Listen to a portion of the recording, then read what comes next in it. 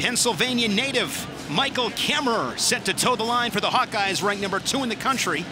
And Pipher, freshman, gets the call for Penn State, of course, in the lineup for Jason Nolf, who suffered that injury end of January against Rutgers. The good news is they expect him back for the Big Ten championships. That's great for wrestling. Well, it's great. You know, nobody wants to see an exciting wrestler like Jason Nolf, go down. And, he's been fun to watch in these events. And he had a great career going. And so that's great news. And, as far as looking at him last week in introductions, he came out in crutches. And this week he was out without the crutches. So he's walking around a little bit, maybe a little bit impaired,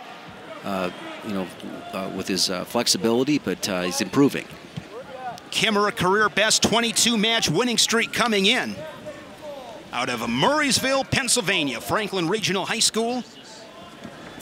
4-time finalist and great goal behind for 2. Yeah, just nice job of anticipating Pipher's move right there. And Kemerer is a lot of people think that he's progressing quite well. That he's got one of the guy out there that could probably give Nolf the match that would take for him to win a national title. He can maybe go with him. Maybe he could close the gap. But we didn't see much of that last year. These were big spreads here between Nolf and, but who knows what that injury means. But it's an opportunity for Kemerer, to improve. And in this particular situation here with this duel here, with the the 6-point pin by Lee, they got an opportunity to be ahead of Penn State after 5 matches. An escape by Pipher, 2-1. Kemerer, 18 victories, 14 bonus points. Yeah, this week's wrestling rankings are brought to you by our partner Flow Wrestling. Another takedown there by Kemerer, and you see where Kemerer's obviously ranked prominently in the Flow Wrestling rankings, as you see down below. So Kemerer, injuries are going to be a part of the sport, but you want to go out there, and I know his competitive spirit well enough to know that he'd probably like to be wrestling Nolf right now, particularly if he knows he's going to be back in there. But Kemerer is a guy that likes to keep a high pace. He just takes a lot of these type of shots, but he never gets hurt by them. The majority of his competition never goes behind him. So that's why his freshman campaign was so successful. He could take a lot of shots out there and not be the victim of a go behind. Kemerer 4-2, 1 minute first period. Kemerer with 4 pins last year. This year already was 7, 5 of those in the first period. So he's dangerous. Yeah, and he likes to work off this seatbelt position where he has the arm around the waist. A lot of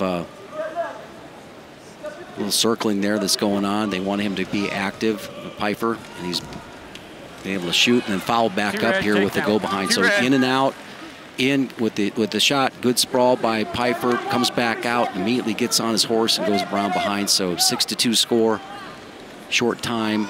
Expect Kemerer to he's pretty tough in the top position as well.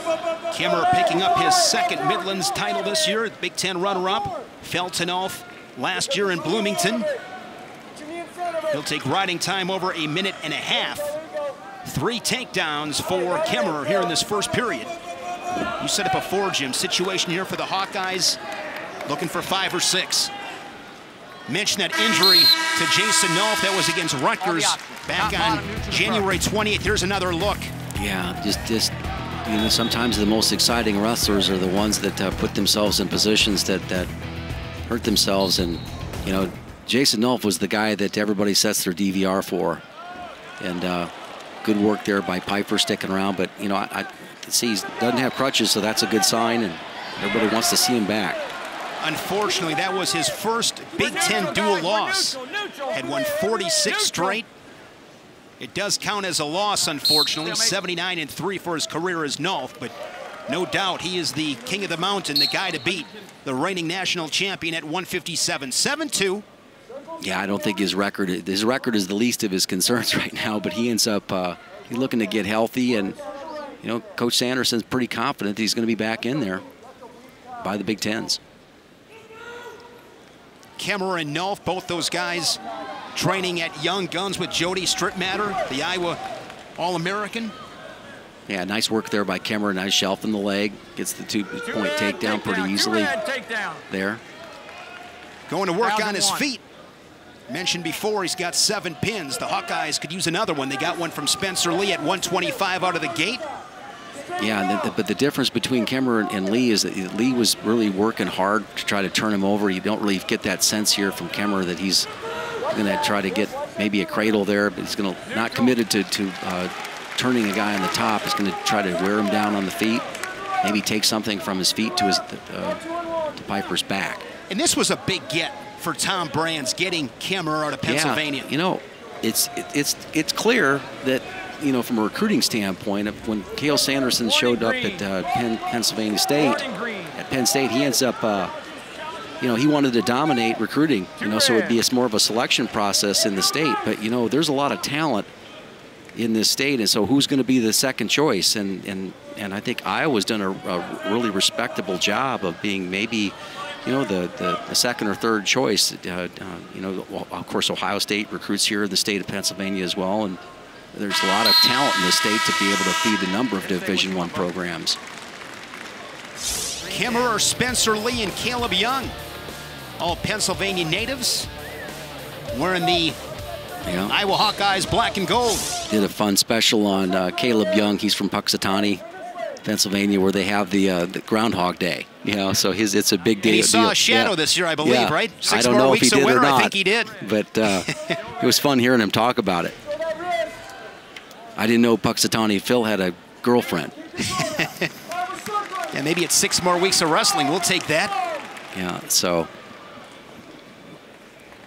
Kemerer just basically, you know, battling, looking for something from the feet to the back. See how he's coming around the arm, around the waist there, and Pipher not really giving enough pressure forward so he can feel that. You know, he's completely willing to back out of that. You know, this is probably a situation where if he would be just a little bit more aggressive on the feet, Kemerer, he probably could get a stall warning, because he's, you know, we always talk about the guys presenting themselves, and Pipher's really not doing that right now. Nice slow shot from Kemerer. Tacks on 2 more. He's got the major intact. 55 seconds to work.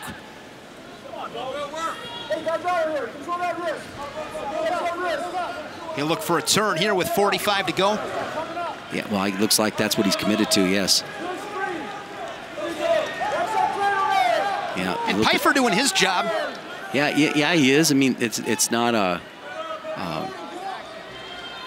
you know, we've seen a lot of stalling called in situations like this where the forehead's on the mat, and maybe the only reason why it's not being called is that Kemerer's really kind of parallel, you know, just draping up over the top, not committed to anything on the top position to be able to get that call.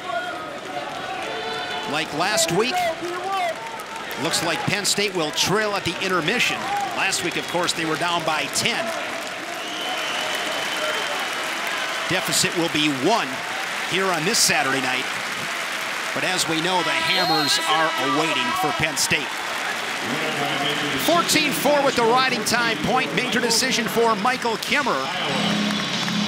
His 15th victory this season with bonus points. He gets the major here tonight, coming back home to Pennsylvania.